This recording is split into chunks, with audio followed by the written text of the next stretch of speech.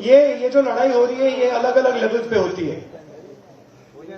अभी आपने 4 एक्सप्रेशन सुने, अलग अलग पर्सपेक्टिव सुने।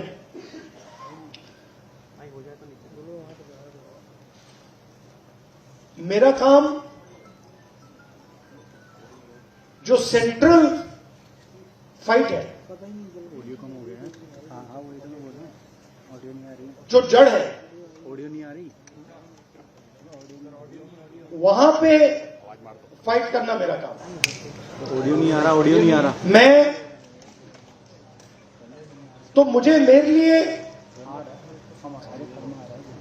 आइडियोलॉजिकली लड़ाई किस बात की है नहीं आ रहा, नहीं आ रहा यार, आवाज मार दो तो और आइडियोलॉजिकल स्ट्रक्चर क्या है वो समझना बहुत जरूरी है।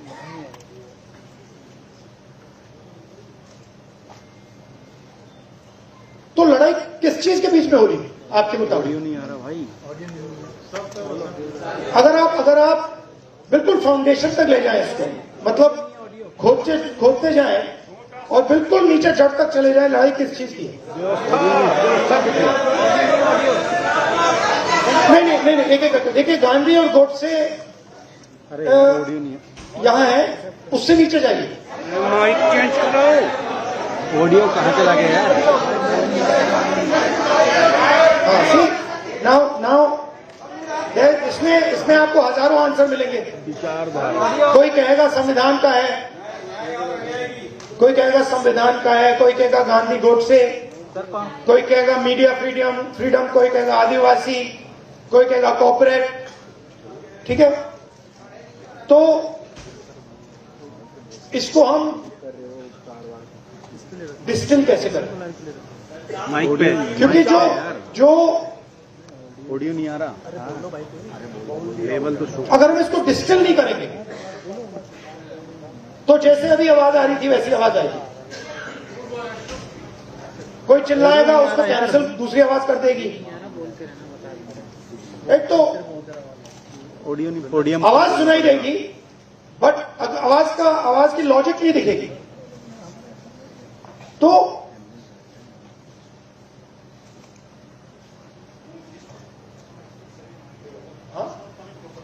सर नो चल नहीं रहा। नहीं सर, ऑडियो नहीं आ रही है, ऑडियो नहीं आ रहा है, ऑडियो नहीं आ रहा है। वो कह रहे हैं कि लाइव में वो नहीं आ रहा है। यस सर, तो नहीं, वो बाहर तो यू वीडियो है, ठीक है। नहीं, I am more comfortable there. तो what is the fight between? Audio नहीं आ रहा यार। Fight is between order and expression. Okay? There are some people who want to give orders and order society. And there are other people who want to express themselves. And that order is disturbing their expression and our expression is disturbing their order. And every single person's perspective can fit into that. Every single person's perspective can fit into that. If you look at what was happening at Jantar Mantar, students want to express themselves. They are in pain and they want to express themselves, and the government says no. We are going to create order in Jantar Mantar. You cannot express yourselves. Today, a lady came to me whose daughter has been raped and killed in Uttarakhand 4 years ago. She's crying, she's trying to express herself. And the system says, sorry, we're not going to allow you to express yourself because it will create disorder if you express yourself. So, their job and their political philosophy is to impose an order on India. And an order that benefits them and certain other people. And our job is to make India express itself and break that order. It's not complicated. I'll show you. Sandeep, can you give me an order?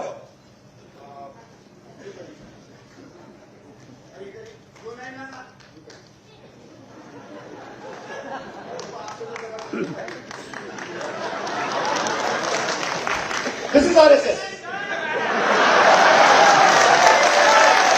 This is रचनात्मक कांग्रेस. एक और order दो भाई, हाथ मिलाने का order दे दो. चलो सिंपल कर देते हैं. फ्रेंडली जेस्चर, हाथ मिलाने का ऑर्डर कर देते हैं. हाथ मिलाने का ऑर्डर दो.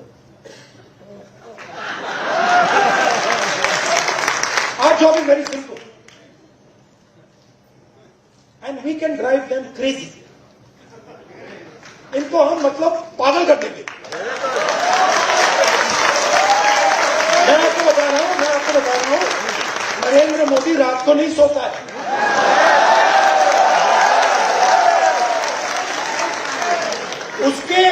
उसके अलग अलग कारण है.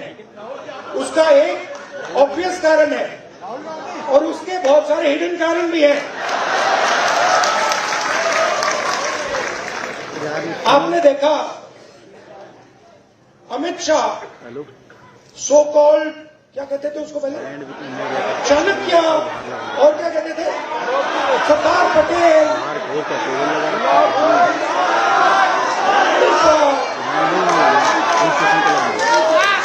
Where has he disappeared? भाग गया. वो 20 दिन के लिए पार्लियामेंट हाउस में नहीं घुस पाया. वो पार्लियामेंट से कड़ी पार हो गया. Why? Because for the first time they are feeling India's expression. और अब इनको बात समझ आ गई है कि अब ये देश अपने आप को एक्सप्रेस करने से नहीं रुकने देगा. ये चल रहा है भैया. और आपको अपना छोटा सा मतलब आरएसएस का ऑर्डर क्रिएट करना है, क्रिएट कर दो, उठा के तोड़ के फेंक के दे. उसका एक तरीका है मोहब्बत की दुकान है. वही बेसिकली वही कह रहा हूं. वो कह रहे हैं, देखिए, आइए संदीप से फिर से आपको डिस्कस करें. अब आप मुझे एक ऑर्डर दीजिए. नहीं, आप एक ऑर्डर दे, एक ऑर्डर दे दीजिए मुझे, कोई भी ऑर्डर. ये क्यों किया मैंने? एक ही कारण है, क्योंकि मैं डर गया. अगर मैं ऑर्डर से डर गया, ऑर्डर देने वाले से डर गया, तो मैं अपने एक्सप्रेशन को बंद कर दूं. अगर नहीं डरा, क्यों मैं बंद नहीं करूंगा. मैं अंदर अपने एक्सप्रेशन को मतलब अंदर से गाली दूंगा कि भैया मुझे मतलब ये अच्छा नहीं लग रहा है. But that is a expression of fear. That is cowardice. And frankly, I must tell you, a lot of people in India, and this is something that has disturbed me, a lot of people in India have been behaving like cowards. So many people. कोई रोक लो भाई. They've been behaving like cowards against this cowardly force.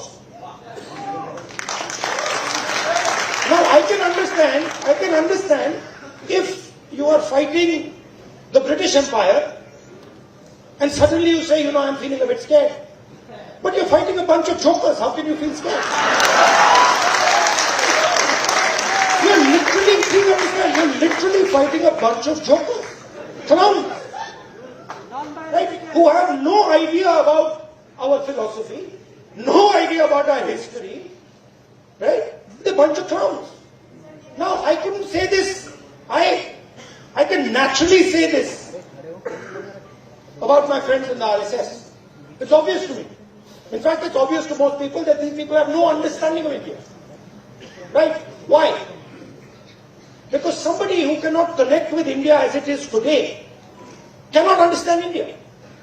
To understand India, you can't understand India 3,000 years ago. You have to understand it today, right now. And to understand it today, the only way to understand it today is if you understand its expression. These people, please watch them. Please watch them. I'll show you. We have 3-4 of you come here. Aye. Just come. Just stand like this. Just stand next to him.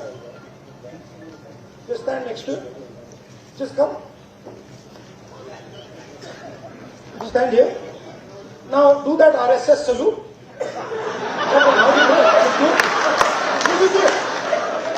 This was RSS salute. See, they're not taking the order. Right, but this is what that structure looks like. This is what the RSS looks like mentally, conceptually. Now let me show you the Congress. Let me show you. No, they are now suddenly they became the Congress. See? So these people, what have they done? What is the magic trick? The RSS has been utilized, has been captured and been utilized by large capital. Okay? Please understand, large capital, Mr. Ambani, Mr. Adani, these guys have captured the RSS. The RSS ceased to exist long ago. What was the RSS? The RSS was the expression of the small Indian businessman. Goldsmith, jeweler, Bania, that was the RSS. That died, gone.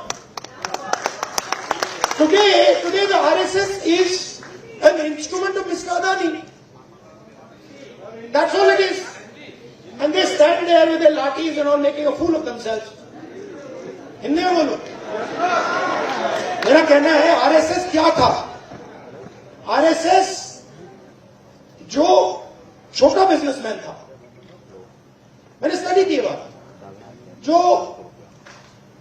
छोटे छोटे business वाले थे, मिठाई की दुकान चलाते थे, सोनार थे, लोहार थे, इनकी फोर्स थी. उनको तो उन्होंने धोखा दे दिया, मार दिया. वो तो सब मर गए. आरएसएस ने डीमोनेटाइजेशन कर दिया, जीएसटी कर दी और अपने ही लोगों को धोखा दे दिया, खत्म कर दिया. उसके बाद क्या हुआ? शुरुआत कैसे हुई? शुरुआत वाजपेयी जी के टाइम में प्रमोद महाजन ने की. कैपिटल इंजेक्शन को आरएसएस के अंदर उसने डाला, पहला फर्स्ट स्टेप. और second step Narendra Modi. Final corporatization of RSS और Narendra Modi. It's obvious. RSS as original force is dead. We are not fighting. They're finished. They're gone. Now RSS is an instrument of large capital. They are servants of Mr. Adani, just like Mr. Modi is servant of Mr. Adani. Now, what is our problem? Our problem, which has now to a great extent been resolved, that my friends in the media have been captured by them. It's a big problem, because they will come and tell me, sir, we don't like what is happening.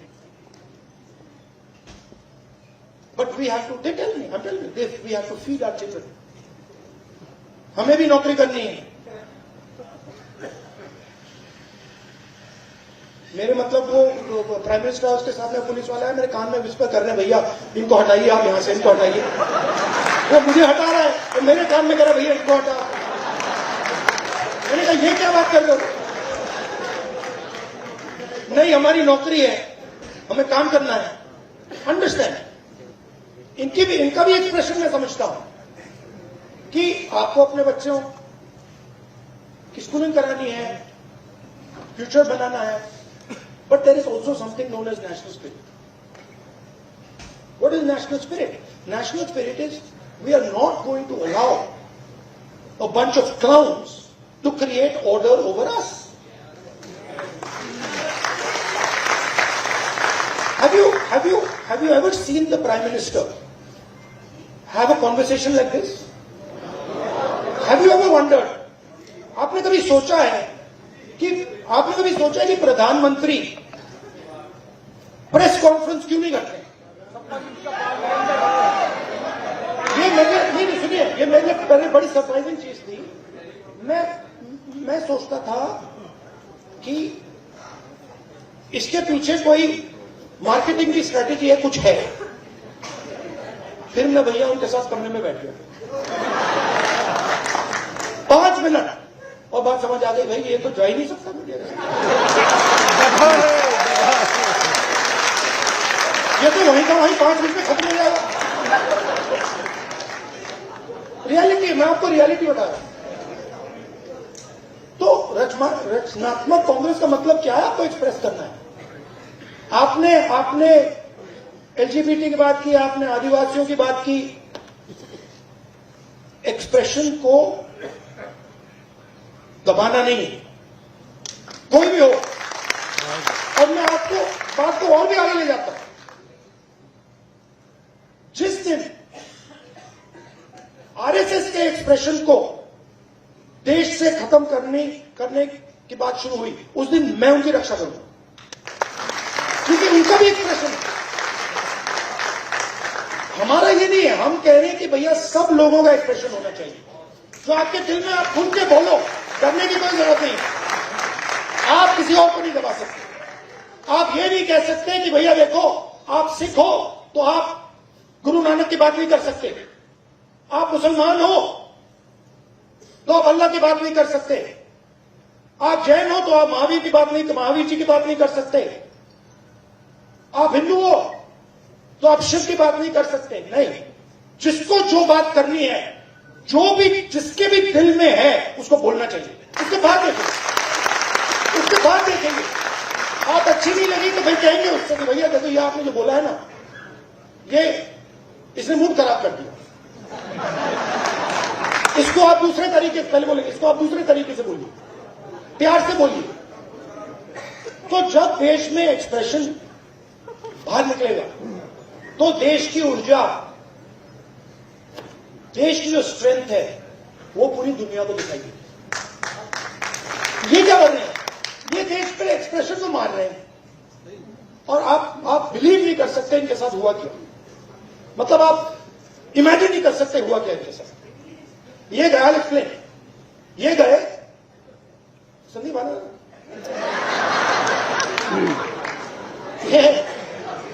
इनका पता नहीं कहां से इनके दिमाग में घुस गया। अब अजीब चीजें घुस जाती है, बट इनके माइंड में घुस गया कि फॉरेन पॉलिसी इज दिस। अब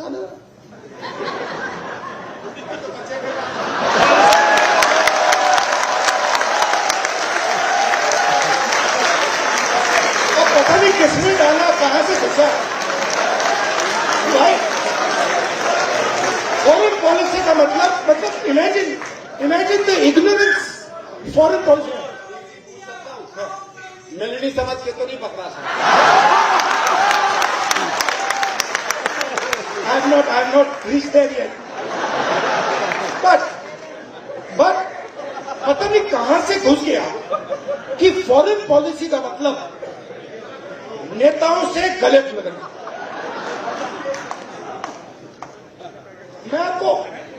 मैं छोटा था, मैं आपको पता नहीं अंदर की बात है, बोलनी चाहिए नहीं बोलनी चाहिए, मां गुस्सा हो जाएंगी शायद, पर ठीक है मैं बोल देता हूं, फिर आप संभालना उनको। तो मैं छोटा था, हम अमेरिका गए, एक्सप्रेशन की बात हो रही तो कह देता हूं, हम अमेरिका गए। मैं आपको ये इसी बात इसलिए बता रहा हूं कि लीडर क्या होता है, मैं ये समझाने की कोशिश कर रहा हूं। तो हम अमेरिका गए, मैं 12 साल का था। प्रियंका, मैं, मेरी मां, दादी प्राइम मिनिस्टर, गले मिलने की बात हो रही है ना। तो स्टेट डिनर था, ऑफिशियल डिनर था। तो दादी और मां ऑफिशियल डिनर पे गए, हम बच्चे थे तो हमें मतलब छोड़ दिया गया। हम खेल रहे थे, 2-3 घंटे बाद दादी वापस आई और दादी कहती हैं कि सोनिया, इन अमेरिकनों ने ना मुझे बिल्कुल बेवकूफ समझ रखा है। तो मां कहती है, मां दादी को मम्मी कहती थी, तो मां कहती है मम्मी वाई। और मेरी दादी कहती है तुमने नोटिस नहीं किया कि जिस रंग की मेरी साड़ी थी उसी रंग का ड्रेस नैन्सी रेगन पहनी थी। मतलब आप अपने दोस्त के घर नहीं जा रहे, इस काम में हिंदुस्तान का प्राइम मिनिस्टर दोस्ती नहीं करता है, उसको दोस्ती से कोई इंटरेस्ट नहीं है, उसको अपने देश की रक्षा करने का काम करता है। अब उनके दिमाग में पता नहीं कहां से घुस गया कि ये मेरे दोस्त हैं। वो गले लगने लग गया, थोड़ी देर बाद हो जाता है कि भैया मेरा दोस्त है, गले लग लिए 3 बार, दोस्त होगा, वो पीछे पकड़ लिया उन्होंने। हाँ, वो 2 मिनट में देखो, ये सोच रहे कि मेरे बड़े फ्रेंड है ना, ये सोचे मेरे बड़े फ्रेंड हैं, ये मैं अपने आप को इनका फ्रेंड नहीं मानता हूं, तो ये आ रहे गले मिलने, मैं आ रहा हूं गला पकड़ने। और मैं आपको बता रहा हूं, नरेंद्र मोदी को 2 मिनट में लपेट लिया। अब इमेजिन हुआ क्या, इमेजिन हुआ क्या। एक साइड ईरान में युद्ध होता है,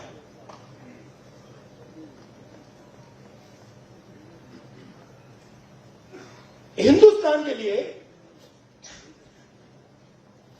अगर हिंदुस्तान अपनी स्ट्रेंथ को समझता और अगर हिंदुस्तान का नेता इंदिरा गांधी जी जैसा होता तो हिंदुस्तान के लिए दुनिया में सबसे बड़ी अपॉर्चुनिटी आपके सामने है। कौन सी कि भैया ईरान हमारा पुराना दोस्त, अमेरिका हमारा दोस्त, रशिया हमारा दोस्त, चलो भैया हम रेलेवेंट बन जाते हैं, इनकी दोस्ती बनाते हैं। हुआ क्या? नहीं हुआ क्या, पाकिस्तान ने अभी जगह उठा के ले गया। जो मीडिएटर पाकिस्तान बन गया और हिंदुस्तान, मोदी जी देखते रहे ये हुआ क्या भाई, ये कैसे हुआ। अब क्या हुआ, अभी ये मीडिया वाले आपको बता नहीं रहे, मुझे मालूम है। आजकल भैया मैं आपको बता रहा हूं, मोदी जी के ऑफिस के अंदर से मुझे इंफॉर्मेशन मिलती है, पूरा रिकॉर्ड चल रहा है अंदर। हुआ क्या,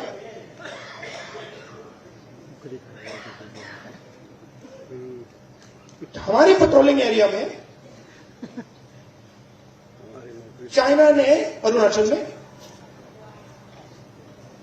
हमें पेट्रोलिंग करने से मना कर दिया कि भैया हाँ ठीक है, वो सब बात ठीक है, ये आपकी जमीन है, मगर आप यहां पेट्रोलिंग नहीं कर सकते। राजनाथ सिंह जी, अमित शाह जी और नरेंद्र मोदी जी की हवा निकल गई है। वो क्या कर रहे हैं, ऑपरेशन अभी चल रहा है, सारे मीडिया के एडिटर्स को कॉल कर रहे हैं कि भैया ये बात आप अपने अखबारों में मत डालो, छुपाओ।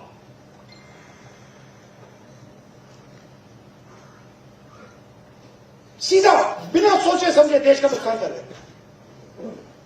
मैंने देखा, नहीं मैंने अपनी आंखों से देखा, गलवान के बाद प्रधानमंत्री आए, जूम कॉल की, प्रधानमंत्री कहते हैं हिंदुस्तान की जमीन का 1 इंच चाइना ने नहीं लिया।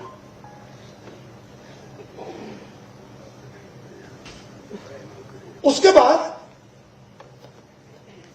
आर्मी कहती है कि भैया हिंदुस्तान की जमीन तो ले गए। आप सोचिए, चाइना को मैसेज किया गया, चाइना के नेगोशिएटर्स ने हमारे नेगोशिएटर से कहा कि आप क्या बकवास कर रहे हो, आपके प्रधानमंत्री ने बोला हमारी आपकी जमीन नहीं गई। फैक्ट बोल रहा हूं, आर्मी कह रही है कि भैया हमारी जमीन गई, चाइना का नेगोशिएटर कह क्या बकवास कर रहे हो, तुम्हारा प्रधानमंत्री कह रहा नहीं गई है, जाके उनसे बात करो। तो इन्होंने इंटरनली देश को खत्म कर दिया है, फॉरेन पॉलिसी उड़ा दी है, और सारा का सारा काम अपना जो पॉलिटिकल स्ट्रक्चर है उसको फाइनेंस करने के लिए, अदानी जी का पैसा लेने के लिए ये उन्होंने किया है। अब ठीक है, पहले में क्या था, मूड खराब था, आप लोगों में भी मूड खराब था। मेरे पास लोग आते थे, भैया ये कब होगा, कब खत्म होगा, कब खत्म होगा, इसमें तो 10 साल लग जाएंगे। अब तो नहीं बिलीव करते ना, अब तो हो गया ना, क्योंकि अब कांग्रेस पार्टी, ऑपोजिशन, सबका एक्सप्रेशन चालू है, अब नहीं रुकने वाला। Thank you, tata, goodbye. और मैं आपको बता रहा हूं, आप लिख लो, जिस दिन तक नरेंद्र मोदी अपना इस्तीफा नहीं देंगे, अमित शाह नहीं हटेगा, उस दिन तक नरेंद्र मोदी और अमित शाह नहीं सो पाएंगे। उनको हम जगा के रखेंगे, पूरी रात जगा के रखेंगे, जब तक वो कोलैप्स करके कहे कि भैया ये हमारी बस की नहीं है, माफ करो, छोड़ दो हमें। और बिना नफरत के, बिना हिंसा के, बिना नफरत के हम हमारी देश की संस्कृति, हमारे देश के कल्चर की लड़ाई लड़ रहे हैं। हमारा देश नफरत का नहीं है, मोहब्बत का है, प्यार का है, भाईचारे का है, अहिंसा का है। ये हम प्रूव करके दिखा देंगे सब। अब आप सबको, जब आपको ऑर्डर मिले ऊपर से, अच्छा लास्ट बात बताता हूं, ये मैं बात समझा पाऊं, ये ऑर्डर वाली, मैं एक दिन लोकसभा में ना, एक तो प्राइम मिनिस्टर का साइड होता है और एक ऑपोजिशन का होता है, तो एक दिन पता नहीं क्यों मैं उस साइड से जा रहा था, ऊपर की ओर, तो वो बैठे हुए थे वहां पे। तो जब मैं वहां से निकला, वो मेरी ओर देख रहे थे सारे के सारे बीजेपी वाले, मैं थोड़ा उनके जानबूझ के थोड़ा ऐसे पास जा रहा था, और मैं वो घूर के देख रहे थे, मैं भी घूर के वापस देख रहा था। तो एक बीजेपी के सांसद से पता है क्या बोला, मैं सुन लिया, वो मेरे लिए एक्चुअली था नहीं, मगर मेरे काम में घुस गया, क्योंकि ओपोनेंट, मतलब ओपोनेंट गुरु होता है हमारी सिस्टम में, हमारी फिलोसॉफिकल सिस्टम में ओपोनेंट गुरु होता है, वो दुश्मन नहीं होता, वो हमें सिखाता है, और उससे हम नफरत नहीं करते हैं, उससे हम प्यार करते हैं, बट हम उसको समझाना चाहते हैं, यार तू गलत रास्ते पे चला गया, प्यार से। तो उसने क्या कहा, उसने कहा पता है, ये जो है ना, मेरे बारे में, ये जो है ना, अपने कॉलीग से बोला, ये जो है ना प्रॉब्लम पता है क्या है, वो बोलता है क्या है, कहता है ये, फिर उसने थोड़ा गंदा शब्द यूज किया, वो मैं नहीं यूज करूंगा, सर से, ये किसी खांचे नहीं, ये किसी भी खांचे में नहीं घुसता, इसमें कहीं भी नहीं फिट आता, ये कहीं भी घुस जाता है, अपना करता रहता है। हाँ, मैं और हम सब किसी खांचे में नहीं घुसने वाली है। हमारे पास हजारों खांचे हैं। देखिए मैं आपको बताता हूं, आप सिख हैं, ठीक है, पहला खांचा। दूसरा खांचा, आप बॉलीवुड स्टार जैसे हैं लुक में, दूसरा खांचा। तीसरा खांचा, आप भाई हैं, राइट। चौथा खांचा, आप स्पोर्ट्समैन हो, राइट। हम सब के पास हजारों खांचे, जो चूज करना कर लो, किसी एक खांचे में नहीं फंसना। Love you all, thank you very much, keep fighting.